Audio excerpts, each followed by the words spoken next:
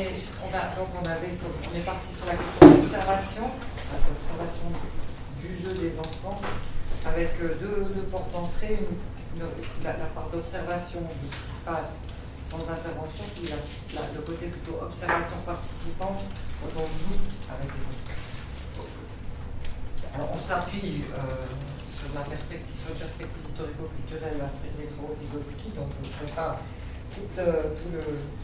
j'ai pas l'habitude, donc je ne fais pas tout le déroulé sur l'importance notamment du jeu ou sur le fait que l'enfant reprend à son compte ce qu'il a fait avec des adultes à d'autres moments ou en tout cas au préalable. Donc le jeu qui est aussi vu comme un lieu où l'enfant reprend un certain nombre de choses qu'il a appris par ailleurs, mais il les reprend là où il les comprend. Donc il nous montre d'une certaine manière ce qu'il est en train de construire avec ce qu'on lui a, à partir de ce qu'on lui a offert. Et puis j'insisterai peut-être encore sur le dernier petit point, c'est le concept de pérésibanie chez Vygotsky qui nous intéresse beaucoup. C'est que par rapport à la posture d'ignorance, c'est qu'on ne peut pas déterminer à l'avance ni qu'une tâche ou qu'une situation va générer certains comportements, certains apprentissages, ni que tel ou tel enfant vont se comporter de telle ou telle manière en fonction de ce qu'on leur propose. On va toujours être obligé d'aller voir ce qui se passe dans la rencontre entre l'enfant et la situation. C'est peut-être avec ça qu'on entre dans la question de l'ignorance. Donc on va observer le jeu parce que c'est un lieu où ils réinvestissent, et en réinvestissant, ils nous montrent ce qu'ils comprennent. C'est un jeu, c'est un lieu de révélateur de ce que l'enfant est en train de construire. Et puis, c'est un lieu dans lequel on pourrait parfois intervenir pour déclencher et rendre visible un certain nombre de processus. On s'appuie aussi beaucoup sur les travaux de l'équipe suédoise de Pramling, qui essaye de faire en sorte de ne plus séparer jeu et apprentissage. Et c'est surtout la partie verte que je vais retenir, qui ont théorisé notamment la question de la perspective de l'enfant ou des perspectives des enfants. La perspective de l'enfant, je crois qu'on va être plusieurs à le dire, donc je vais aller très vite, mais la perspective de l'enfant, c'est l'attention qu'on a, nous, en tant qu'adultes, au bien-être, au bien de l'enfant. Et les perspectives des enfants, c'est leur propre perspective auxquelles on n'accède jamais vraiment, surtout qu'ils sont tout petits, qu'ils n'ont pas les langages pour le faire, et qu'on va plutôt trouver des formes d'interaction qui vont nous permettre, en construisant, en entrant avec eux dans une intersubjectivité, d'accéder à la façon dont ils se ressaisissent de tout ça. On retrouve un certain nombre de principes qu'on a vu tout à l'heure, dit un petit peu autrement, sur l'enfant qui est une personne, sur la participation de la posture d'adulte, sur une attitude interprétative. C'est peut-être ça pour moi le cœur de cette posture d'ignorance, c'est que c'est l'attitude interprétative qu'on met sur pause. C'est surtout ça. Ça veut dire que on ne peut pas enlever tout ce qu'on a dans la tête. Par contre, on va essayer de ne pas interpréter tout de suite ce qui se passe dans la relation de ce qu'on est en train de construire. Et entrer plutôt dans un processus dialogique. Donc, dans le cadre de formation continue avec des enseignants en emploi, donc déjà diplômés, ou dans le cadre de recherche collaborative, on a mis en place pas mal d'opportunités d'aller observer des enfants qui jouent ou de jouer avec les enfants. Ça s'inscrit même dans un processus de formation qu'on leur propose. On observe une fois des enfants et puis une fois on joue avec des enfants. L'idée, c'est qu'on leur apprend à observer un enfant ou deux enfants pendant toute l'heure pour essayer de reconstruire ce qui se passe du point de vue le plus possible, le synopsis du jeu de l'enfant. Parce que souvent, quand on enseigne, on est pris par toutes sortes de choses et on n'a pas l'opportunité, on n'a pas la liberté, le temps pour pouvoir suivre le processus d'un enfant. Et pour essayer d'identifier comment il joue, le développement de son jeu, est-ce qu'il est plutôt dans le fait semblant, est-ce qu'il est en train d'utiliser des savoirs de manière canonique, de Asif, lire comme on fait, compter comme on fait, ou est-ce qu'on est plutôt dans Asif, les mondes imaginaires, quels sont ses intérêts et puis quelles sont les significations qu'ils ont construites. Donc moi, je présente rapidement une activité de jeu initiée par les enfants. qu'on a appelés les espions. Là, vous voyez à la fin de la période, deux petits espions qui ont dessiné le plan de la classe qui leur permet de savoir où ils sont et de savoir où ils veulent aller pour espionner les méchants. Donc c'est un jeu qui a duré presque 1 heure et très rapidement, ce qui était intéressant, c'est qu'ils ont passé 15 minutes pratiquement avec un puzzle à clous, un truc qui leur demandait aucun effort cognitif, donc ils s'occupaient les mains. Ils ont passé un quart d'heure à discuter, à se raconter des choses, ce qu'ils avaient vu à la télé. Un avait vu une émission sur des méchants qui tuaient les poissons, et puis ça l'avait choqué. Et puis toute cette discussion les a amenés à l'idée, à la fin du quart d'heure, quand ils ont rangé leur puzzle, qu'il fallait aller espionner et tuer ces méchants qui tuaient les poissons. C'est comme ça que leur scénario a démarré. Et ensuite, pendant une trentaine de 23 à 25 minutes, ils ont joué aux espions. Alors ils ont joué par moment, ils étaient les espions, par moment ils sortaient, ils jouaient un petit peu avec les copains, et hop, ils repartaient à faire les espions, ils passaient sous les bancs des tables. Et puis, à un moment donné, un des deux propose de faire un plan, puisque les espions, il faut qu'ils puissent s'orienter. Et puis, il y a eu 2 allers-retours comme ça, où ils ont fait un plan, ils sont revenus. Oui, ben, je les avais tous écrits, je ne sais pas, je ne montre pas, mais voilà. Et puis, dès le début, on voit même, dès le début du moment du puzzle, qu'on a 2 enfants qui sont dans des activités de nature différente, dans des perspectives peut-être différentes. On a Ben qui est très branché sur les savoirs, les connaissances, c'est-à-dire qu'il raconte ce qu'il sait, il raconte ce qu'il a vu, c'est lui qui veut faire une carte, il fait usage de la carte, il est tout le temps sur ce registre-là. Et on a Rob qui, lui, il a envie de jouer à des méchants qui sont dans l'équipe de les animaux. À la fin de la période de jeu, ils arrivent sous le bureau de la maîtresse. Heureusement, j'étais par hasard, j'étais là avec ma caméra, donc je les ai suivis pendant toute l'heure, mais là, c'était assez magique. Et ils sont sur le bureau de la maîtresse, en bleu, le petit bleu qui tient la carte et qui veut absolument lire les cartes, et le petit rouge qui, lui, est dans un autre registre. Alors, c'est très intéressant parce qu'on a Belle qui dit « ça, c'est notre maison ».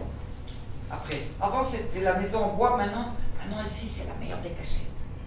Il regarde le plan, et le bleu nous dit « on est là ». Et le rouge « ouais, mais on dit qu'on est les méchants ». « Oui, mais maintenant, regarde, on est là ». « ouais, mais on dit qu'on est les méchants ». « ouais, mais on est là ». « ouais, mais on dit qu'on est l'équipe méchante ». « oui, bon, mais on est là, ici ». Ah non, c'est là que ça change. Au point 9, alors ce qui est intéressant, c'est qu'on voit ces 2 perspectives. Ça c'est passé souvent pendant le jeu. On voit ces 2 perspectives qui sont parallèles et qui se rejoignent par moments. Et là, en fait, ce qui se passe, c'est que Ben change de registre, puis il dit « ouais, on est ici ». Et il lui indique par là qu'il entre dans le registre du jeu de faire semblant. Et là, c'est bon. Rob, il dit « d'accord ». Et ce qui est intéressant, c'est que ça s'inverse. Rob montre, mais on est là.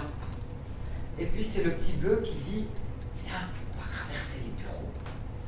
Et puis tout à la fin, ce qui est joli, c'est que c'est le bleu qui dit « viens méchant ».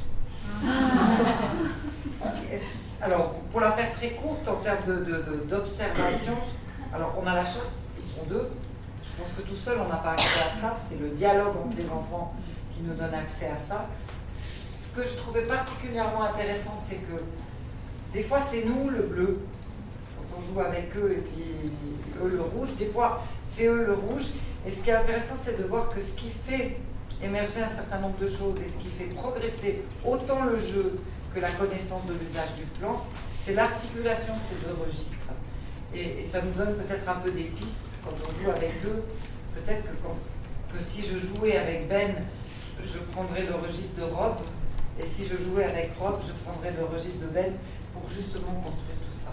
Et le petit bout de perspective auquel on a accès, il est dû notamment à la tension qu'il y a entre ces deux perspectives.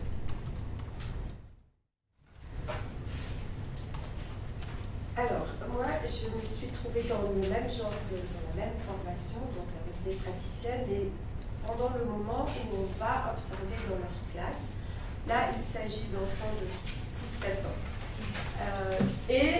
Je suis là et assise. L'idée, c'était de les observer. On n'avait pas tout à fait cette fois-là l'idée d'aller jouer avec. Et j'étais assise et j'observe.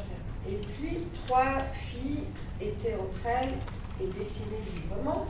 et étaient en train de discuter de ce qu'elles allaient être quand elles seraient grandes. Alors il y en avait une qui voulait être avocate, l'autre qui voulait être policière, l'autre qui voulait être infirmière. Et moi je les écoutais comme ça. Et puis tout à coup, Aïcha, celle qui voulait être avocate, arrive en face de moi, me regarde dans les yeux et me dit « Je suis avocate, vous êtes chez les policiers, pourquoi ?» Regarde comme ça. Et effectivement, à un moment donné, je suis surprise, mais tout de suite, je me mets en position basse, et puis je dis, j'ai volé du gel et un bracelet au magasin, et je me suis fait prendre. Pourquoi vous volez dans les magasins?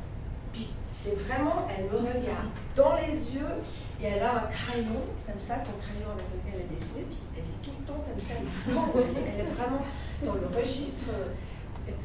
Puis moi, j'ai le malheur de dire, parce que c'est rigolo, puis je ris. J'ai volé parce que c'est rigolo, c'était un challenge. Ça ne va pas du tout, vous allez dormir ici et faire de la prison. Alors je fais vraiment semblant de pleurer, et je dis non, s'il vous plaît, pas la prison, je le ferai plus, s'il vous plaît, s'il vous plaît. Et là, Daisy, qui nous écoutait, s'approche, et puis elle dit, ce n'est pas du tout rigolo de voler dans les magasins. Ça ne se fait pas. Moi, je suis juge à la cour. Et elle était comme ça. Elle était grande et juge à la cour. Je suis restée mais vraiment interloquée. Je me dis, c'est toi le juge à la cour? Alors en même temps, j'étais vraiment dans savoir est-ce qu'elle sait vraiment ce qu'elle est en train de se dire, puis en même temps, j'étais dans le jeu. Eh bien, c'est au tribunal celui qui décide si c'est la prison ou si c'est une amende. Et donc, la policière, l'autre, la troisième, arrive et dit bah, c'est 10 000 francs, tu dois payer 10 000 francs. Là, je pleure et je dis mais moi, je n'ai pas 10 000 francs. Et c'est incroyable. Ah, bah, il fallait réfléchir avant de faire les bêtises. C'est grave. Je vous promets, je n'en ferai plus, je n'en ferai plus. Et Daisy, donc, la juge à la cour, eh bien, d'accord, je décide que vous pourrez partir et payer une amende de 10 francs. Merci, je ne ferai plus. Promis, juré. Ok, mais la prochaine fois, c'est direct en prison. Et elles s'en vont toutes les trois retourner ici. Et moi, je suis restée là. Donc, c'est clair que là, on était dedans, on était ici et maintenant. Eux étaient en train d'être, et puis moi, j'étais aussi en train d'être. Enfin, je peux vous garantir que c'était quand même assez prenant. Et donc l'idée, c'était vraiment d'ouvrir ces espaces de co-narration, et là, ça n'arrive pas chaque fois comme ça, mais là, on a de la chance. Mais maintenant, comment dire, qu'est-ce qu'on fait avec ça, justement, du point de vue du chercheur? Qu'est-ce qu'on fait? Comment on ouvre ces occasions de construire la co-narration? Parce que je pense que là, il y avait du matériel incroyable. Comment aller plus loin? Je ne sais pas, moi, comment... déjà rien, comment provoquer ce genre de choses? Provoquer ou comment être suffisamment poreux pour les saisir quand ils apparaissent. Oui, alors c'est comment favoriser l'expression des différentes perspectives et les faire se dialoguer. Et là, effectivement, c'est à ce moment-là, moi je suis en pied d'égalité. Je prends au sérieux cette petite qui arrive vers moi et qui casse complètement. D'ailleurs, la plus grande, hein, celle qui est le juge à la cour après, d'abord, elle nous regarde quand même l'air de dire mais voilà. Et au bout d'un moment, elle est prise dans le jeu. Donc, c'est vraiment de maintenir ce pied d'égalité, de jouer sérieusement avec les enfants. Et puis, au bout d'un moment, on arrive à construire un univers de signification qui est un peu commun. La personne qui dit je suis jugée à la cour, elle sait vraiment ce que c'est juger à la cour. Moi, je reste avec elle et je continue. Elle aurait pu me dire totalement autre chose. Et là, je vais essayer de continuer avec elle aussi. Évidemment, quelle attitude, rôle, posture, registre, comment on fait pour maintenir ce partenariat? Et on est tout le temps un peu sur le fil en se disant mon Dieu, j'espère que je ne vais pas dire quelque chose qui va casser. Mais ce que je me suis rendu compte, c'est qu'il y a les aspects corporels qui jouent, le regard a joué énormément de choses là. Et puis aller avec. Et puis, évidemment, et les connaissances sur l'enfant, mais les connaissances sur le sujet qui est en train d'être discuté, ben, bien qu'elles sont peut-être pas les mêmes que ce qu'on peut avoir nous, elles sont là, elles sont bel et bien là chez les enfants, et les prendre avec. Et surtout, alors, c'était au tout début, comment rester ouvert à l'inattendu, comment être déstabilisé. Là, j'étais vraiment déstabilisée. Après, en termes de recherche, moi, je me dis, comment on pourrait continuer là? Comment continuer à parler de ça, de ce qui s'est passé là, mais avec les enfants et pas seulement avec les chercheurs. Ça, ce serait... Moi, ce que je trouve difficile, c'est qu'en fait, on n'a pas accès, on ne peut pas avoir accès comme s'il y avait une perspective qui existait, qui était statique, stable et à laquelle on pouvait accéder. C'est vraiment une histoire de perspectives qui dialoguent et qui se construisent dans le dialogue et qui donc se modifient tout le temps, qui vont souvent vers l'adoption à un moment donné d'une perspective commune, comme nos deux petits gars là, ils sont sur deux registres, puis hop, puis à un moment ils sont nouveau ensemble, après ils repartent, puis ça revient, comme avec toi, il y a un moment où ça se rejoint, puis après ça repart.